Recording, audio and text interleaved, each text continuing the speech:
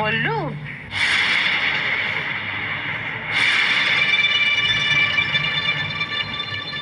পল্লব তুই? আরে আয় আয় আয় আয়, ভিতরে আয়।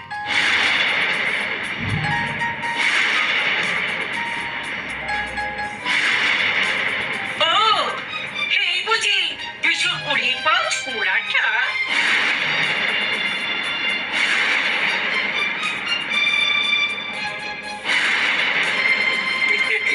কি ব্যাপার? মঙ্গল মঙ্গল। এই তো বড় মা, অনেকদিন তোমাদের দেখিনি, তাই চলে এলাম। বেশ করেছিস, খুব ভালো করেছিস। যা আয় দেখি, বস এখানে, বস বস। কি বললো জয়, কখন এলি? এই তো। তো ভালো আছো তো পরাগ ভাই? তো বিন্দাস আছি, তুই কেমন আছিস? একদম ফাটাফাটি। তুই যা, খুব যা। ভালো, সবাই ভালো আছে। আয় তো, আয় তো, আয়। বস বস। প্রণাম কর। ওরে ছাড় রে বাবা, তুই গো।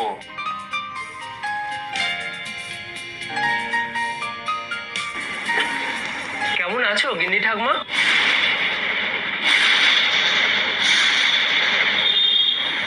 আর তোমার পাশে উনি কে?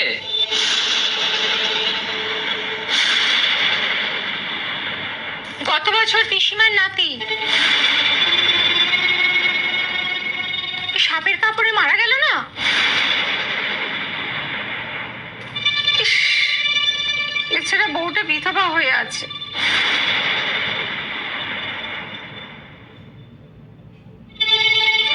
এসব চোখে দেখা যায় না। নাতিটাকে গলায় ভেলাই করে ওই বেঁধে ধরে নদীতে ভাসিয়ে দিয়েছিল।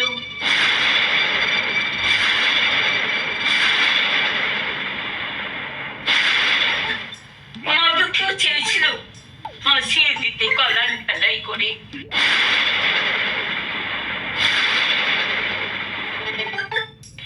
সতীলক্ষ্মী বউ হয়ে যাতে স্বর্গ থেকে নিজের স্বামীকে ফিরিয়ে আনতে পারে।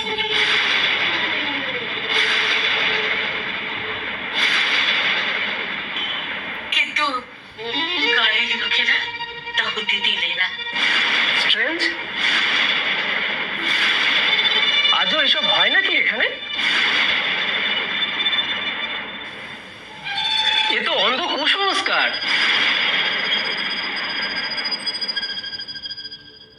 এ তো ভীষণ অন্যায় চিন্তা ভাবনা। তুই থামতে ছোড়া।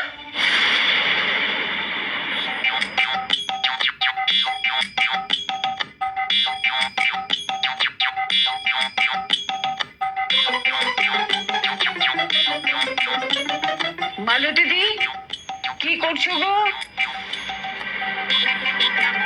হ্যাঁ, না না বড় বৌদি, কিছু না তো।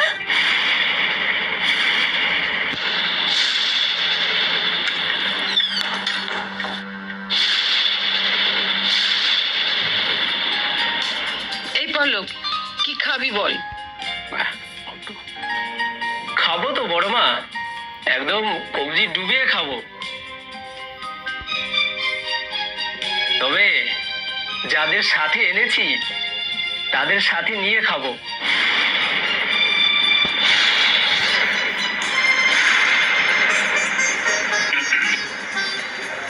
বড় বাবা,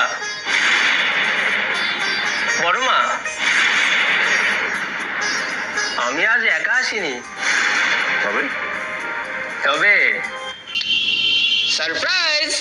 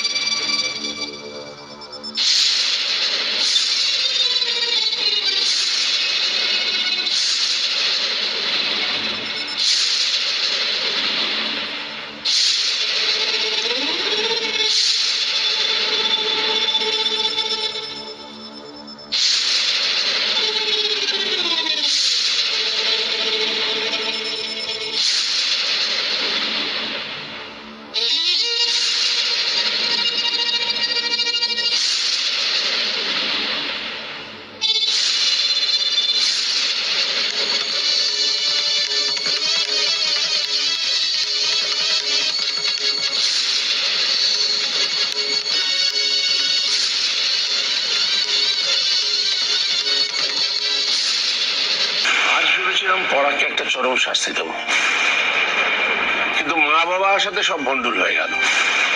কিন্তু এখন মনে হচ্ছে এটাই ঠিক হচ্ছে। পূজার সঙ্গে ওর বিয়ে দেওয়াটা ওর পক্ষে উচিত শাস্তি হবে। জানো, পরশু আমি আমার পিসির ছেলেকে নিয়ে রেস্টুরেন্টে গিয়েছিলাম। সেখানে দেখি ও একটা মেয়ের সাথে ডেট করছিল। সেটা না, আমার পিসির ছেলেকে দেখে আমার বাড়িতে গিয়ে আমার বাপিকে পর্যন্ত অপমান করে এসছে।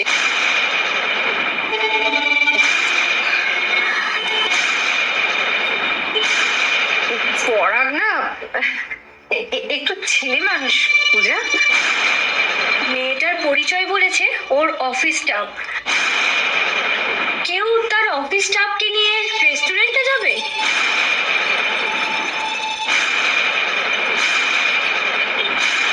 বেশ তো, তাহলে না তুমি একদিন ওর অফিসে গিয়ে দেখে আসো কোনটা সত্যি।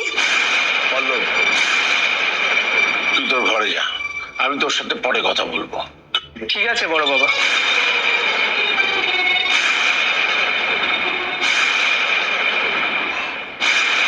চলো পূজা, আমরা বরঞ্চ রান্নাঘরে যাই, মামুনিকে একটু হেল্প করে দিই। আমি? হ্যাঁ, কেন দিদি ভাই আমাকে এসবের মধ্যে জড়াচ্ছ আবার? আরে চলো তো, এসো। তরুণ, এসেছো যখন এবেলা থেকে যাও। বড়দা, গিন্নিমা বললেন আজকে বাড়িতে যারা এসেছেন তাদেরকে থেকে যেতে।